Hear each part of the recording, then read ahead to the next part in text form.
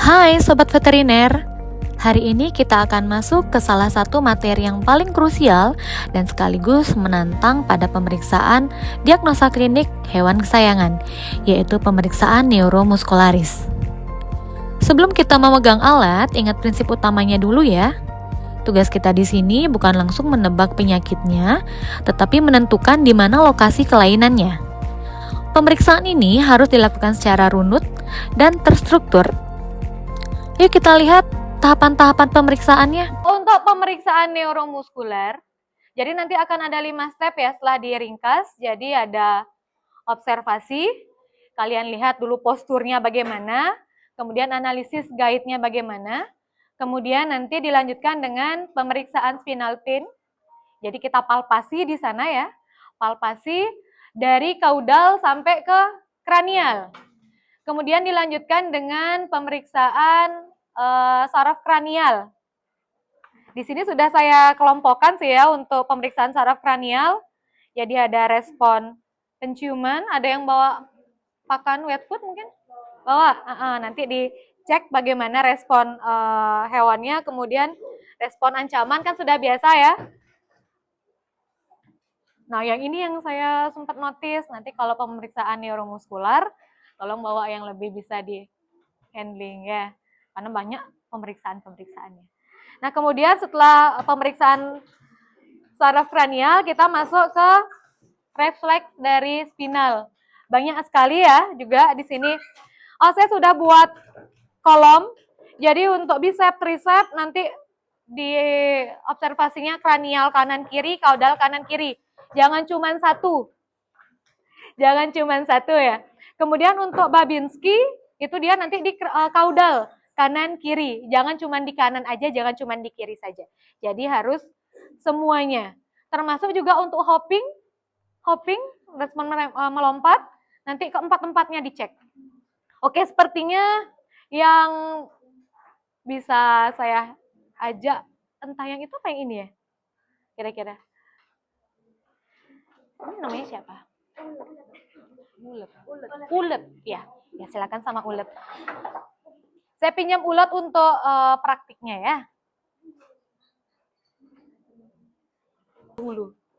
Anamnesa, kalau memang ada keluhan, dari apa keluhannya, dari kapan ya, kemudian ada riwayat kejang apa tidak, kita baru masuk ke observasi. Observasi, coba lihat posturnya normal nggak? Posturnya Ulet normal nggak? Nah, jadi dia bisa nampak di semua kaki ya, tidak mengalami tetraparesis. Nah, kemudian yang penting adalah nanti simetrisasi dari wajah.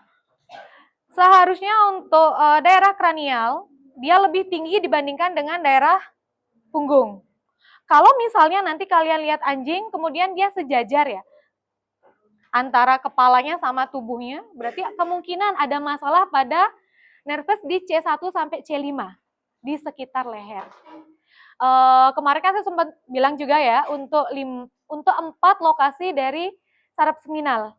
C1 sampai C5, kemudian C6 sampai T2, T3 sampai L3, L4 sampai S3. Nah, di sini kalau misalnya C1 sampai C5 yang terdampak, biasanya hewannya malah nggak bisa bangun ya, tetraparesis, atau cenderung kaku, dia udah nggak bisa bangun, kemudian cenderung kaku, spastis. Nah, kemudian kalau masalahnya ada di C6 sampai T2, nah biasanya yang terdampak nih kaki depan, paraparesis ya, kanan kiri. Nah, kemudian di L3 sampai T3 sampai L3, nah biasanya masalahnya ada di kaki belakang. Kemudian L4 sampai S3 kaki belakang sama nanti di perkencingan sama di kolon juga ada masalah. Jadi dia udah nggak bisa bangun, termasuk juga dia nggak bisa kontrol pipisnya dan nggak bisa pup, konstipasi atau cenderung ke megakolon kalau nggak ditangani ya.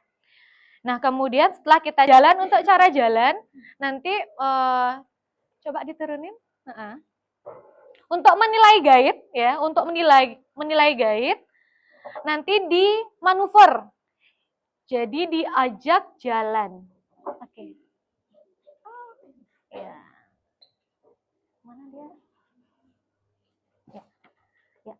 ulet no. Ya.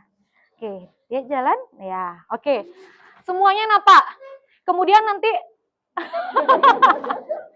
ya, oke ulet. Ya. Kemudian nanti diajak lagi. Oh iya ya, sorry. Nah, kemudian dipegang, diajak jalan yang lebih cepat. Ya. Kemudian nanti diajak lari. Nah, karena kadang untuk gangguan-gangguan lokomosi, saat dia berdiri kita lihat dia normal, bisa napak keempat-empatnya. Kemudian saat kita ajak lari, baru kelihatan yang mana yang sakit. Nah, kalau misalnya nanti kalian ajak lari, kemudian dia ngangkat. Nah, kemudian satu lagi nanti ajak dia muter, ya, ulet ya. Setelah diajak jalan, kalian ajak dia muter. Nah, bisa nggak dia ngikutin gerakan kalian? Oke. Oh, gerakan kalian ya. Oke, kalau yang tidak bisa, biasanya nanti defisit. Jadi dia nggak bisa ngikutin gerakan kalian, berarti respon sensorinya kurang. Begitu ya. Kalau di kucing nanti naupan ya. Nah, naupan. Nah, kalau sensoriknya bagus. Oke, ya naupan. Nah. Wah, terlalu tinggi ya. Oke. Sekali lagi kita ajak, oh ya ini malah dia mau turun sendiri. Berarti sensoriknya bagus. Oh sorry, awas sama ulet. Oke, tolong dipegang ya. Nah seperti itu, kemudian terkait dengan spinal pain, jadi kita akan mulai palpasi. Nah, coba naikin lagi si ulet. Oke.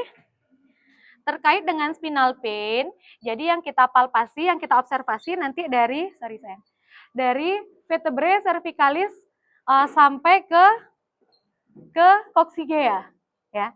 Jadi di antara tulang-tulang epaksial, ya, ayo. Di antara tulang-tulang epaksial nanti kalian palpasi ya. Jadi jempol sama jari tengah. Berikan dia tekanan sepanjang cervicalis, sudah. Lanjut nanti ke toraks, lanjut ke lumbal, lanjut ke sacrum ya, sampai ke coccygia. Nah, kalau yang ini berarti normal, tapi saat kalian tekan apabila dia merespon entah terlihat nyeri atau malah jadi tegang ototnya, kemungkinan itu ada masalah di sana. Kalau yang tegang di sekitar kranial, ya biasanya ya yang servikal yang masalah kan gitu. Nah kemudian setelah kalian lakukan itu, kita akan lanjutkan ke palpasi. Palpasi kita mulai untuk ngecek tonus otot ya. Kita mulai dari kaudal, jadi dari femur sampai ke bawah ya, dipalpasi, sambil dinilai tonus ototnya. Kira-kira terjadi hipertonus, normal atau hipotonus, atau mungkin terjadi atropi. Kalau atropi nanti saat kalian palpasi, kalian akan merasa kok beda ya diameter yang kanan sama diameter yang kiri gitu misalnya ya. Nah, oke, kita palpasi, responnya juga oke ya, tidak ada menunjukkan respon tidak nyaman sampai ke metatarsal nanti ya. Nah, kemudian dilanjut juga ke depan dari skapula, kita palpasi, oke. Sampai ke bawah radius ulna sampai ke metakarpal. Kalau misalnya dia ada masalah, pasti akan ada respon tidak nyaman ya. Termasuk juga kalau misalnya memang gangguannya sudah terjadi lama, biasanya kalau ada gangguan lokomosi di lower motor neuron, nanti akan terjadi atrofi atau pengecilan diameter. Itu untuk pemeriksaan kedua. Nah, setelah kita tahu masalahnya, oh bukan di otot loh, kita masuk lagi ke pemeriksaan saraf ya. Untuk pemeriksaan saraf, jadi di sini ada pemeriksaan saraf kranial. Oke, nanti dipancing sama pakan ya, mau nggak dia mencium. Nah, kemudian kita masuk ke pemeriksaan saraf kranial 3, 4, 6. 3, 4, 6 apa ya? 4?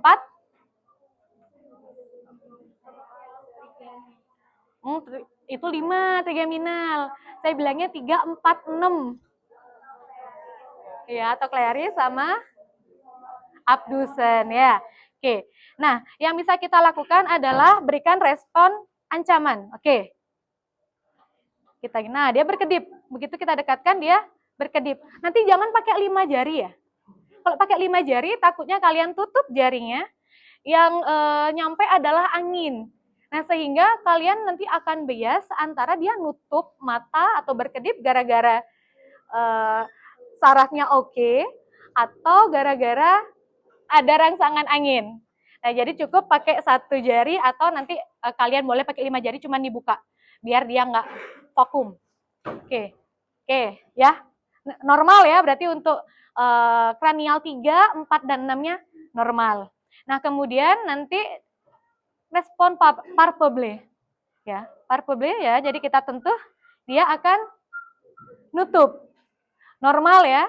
Nah, kemudian nanti dilanjut sama pemeriksaan penlight ya. Jadi kita berikan cahaya. Kalau yang normal dia harusnya mengecil.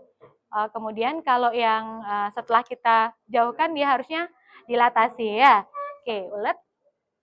Oke, iya. Oke, responnya normal ya untuk PLR-nya, papillary red reflex. Kemudian nanti dicek juga untuk posisi bola mata, pemeriksaan oculomotorius ya.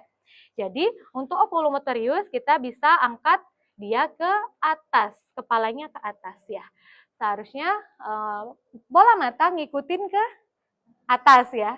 Kalau misalnya kita angkat ke atas tapi ternyata bola mata tetap di bawah atau malah ke samping, bisa jadi indikasi mengalami nystagmus. Oke. Nah, kemudian nanti akan ada juga pemeriksaan untuk temporal sama masseter. Untuk temporal, nah silakan kalian tekan bagian temporalnya.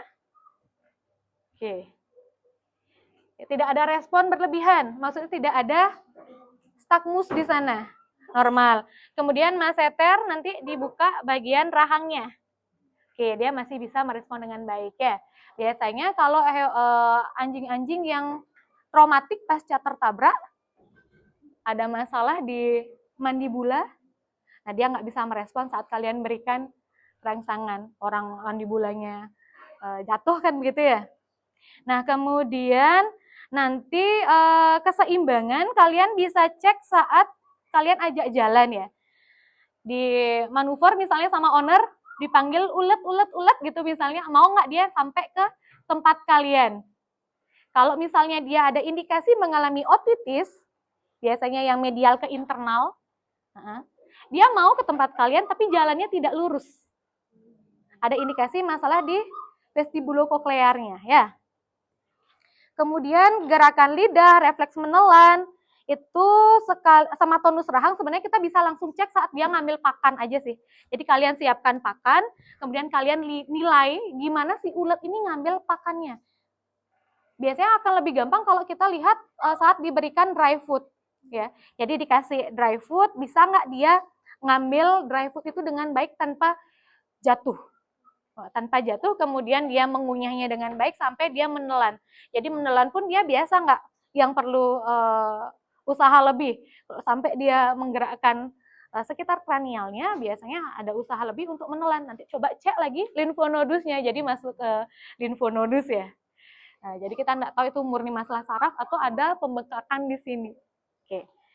Sampai pemeriksaan saraf kranial, ada pertanyaan? Belum? Oke, kita lanjut ke pemeriksaan proprioseptif ya. Jadi nanti setelah kalian amati, oh posturnya oke, guide-nya oke, kita masuk ke proprioseptif. Ya, oke. Proprioseptif dulu. Ya. Untuk proprioseptif nanti 4 ya, kanan depan, kiri depan, kanan belakang, kiri belakang. Nah, kita mulai dari kanan depan. Dilipat. Kalian lipat, oke, bisa dia kembali ya. Kalian lipat, oke.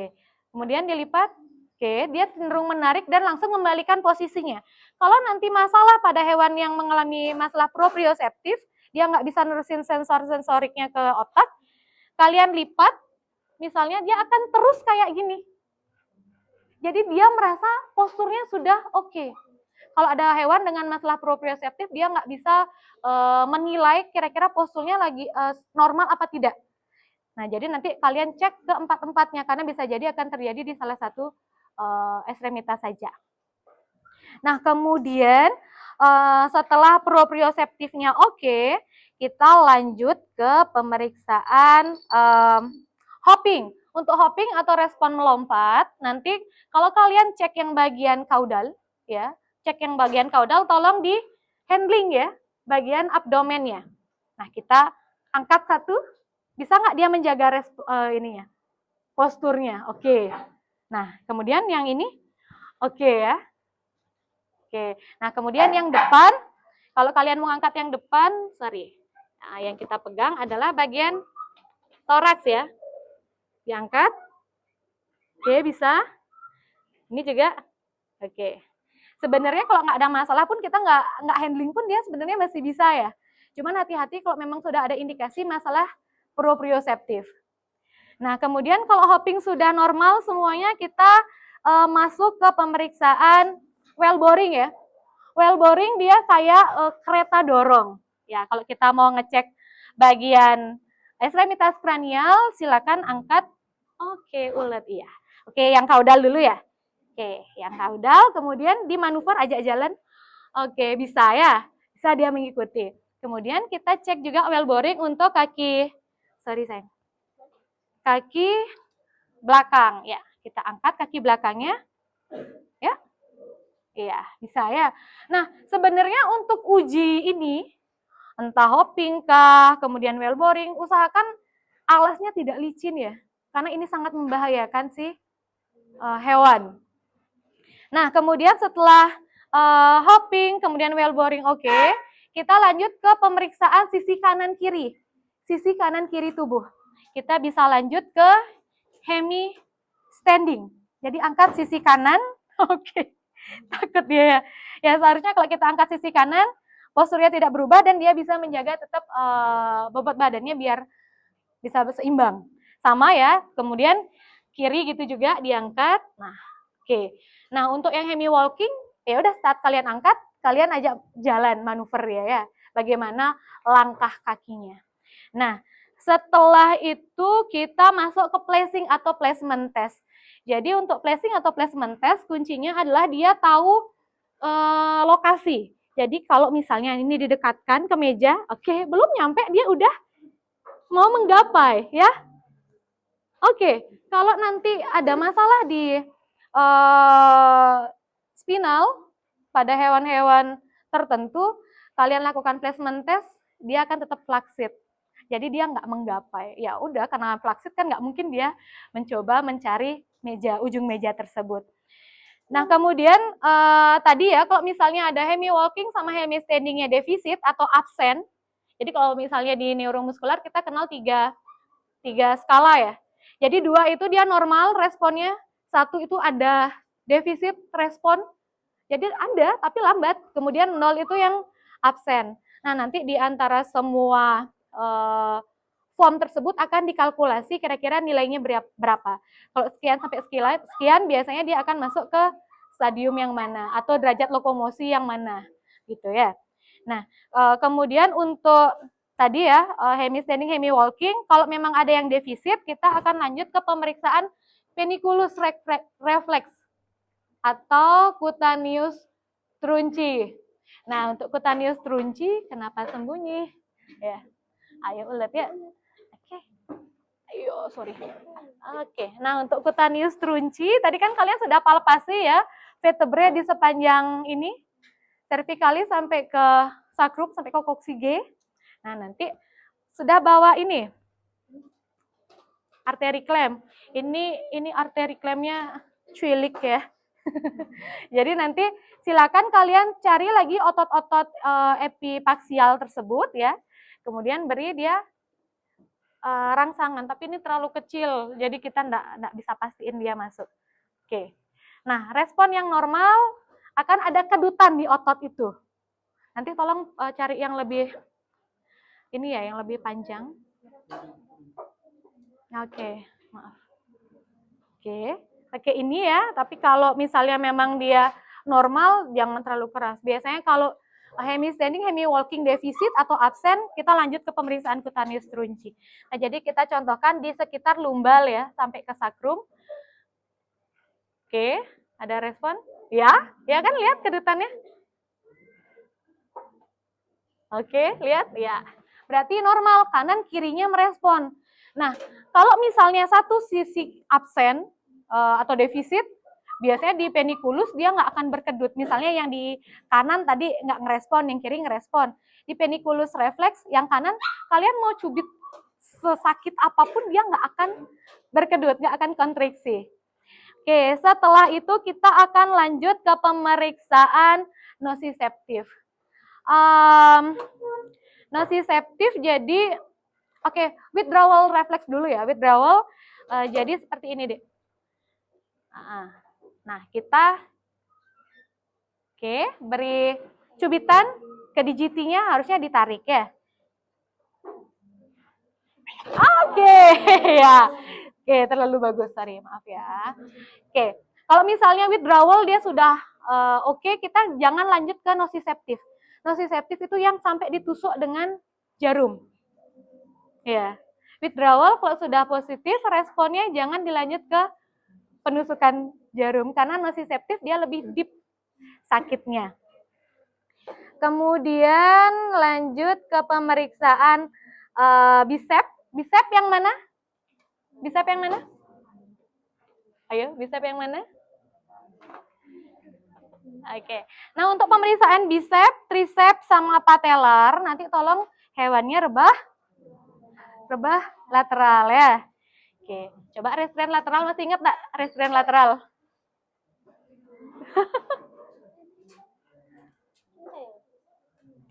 Lateral.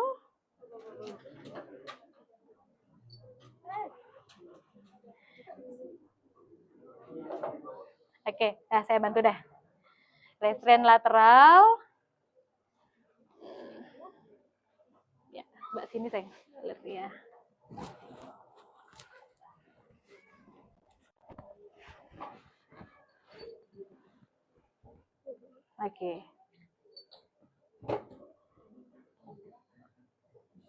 Ya, pokoknya di rebah lateral ya. Nah, kemudian palu perkusi. Coba di lateral ya lagi. Nggak mau diem.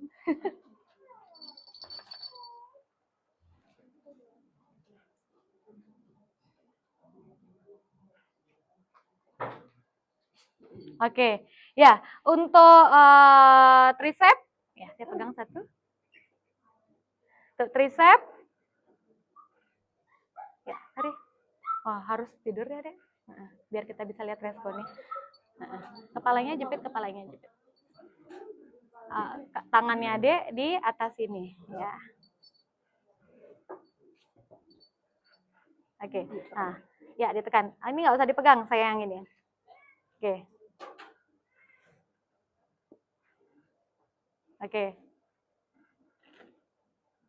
Ya.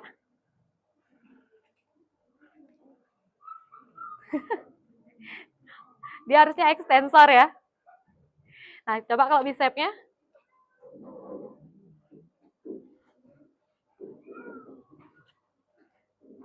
Nah, dia menarik sih, tapi respon nggak mau. Kalau bicep coba ya, tricep, ya. Ada ekstensor. Kalau yang ini harusnya flexor. Dia harusnya ke depan. Nah, kemudian lagi satu di patella, nggak usah dipegang. Ya, nggak usah dipegang. Ya, berarti responnya normal ya. Saat kalian perkusi, nah dia akan ekstensor ya. Nah kemudian untuk yang tambahan sudah. Untuk yang tambahan kan ada yang perineal reflex ya. Untuk perineal reflex kalian pakai apa? Kemarin waktu kuliah saya sempat jelaskan. Pakai termometer. Nah waktu kalian ngecek suhu, coba cek suhunya. Cek suhunya. Kalian akan melihat gerakan dari sphincter ani. Ya. Silakan. Kamu di restrain aja di bawah. Restrain berdiri, restrain berdiri. Oke.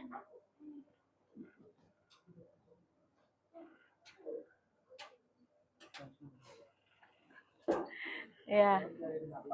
Jangan sampai napak. Restrain berdiri. Ya. Oke.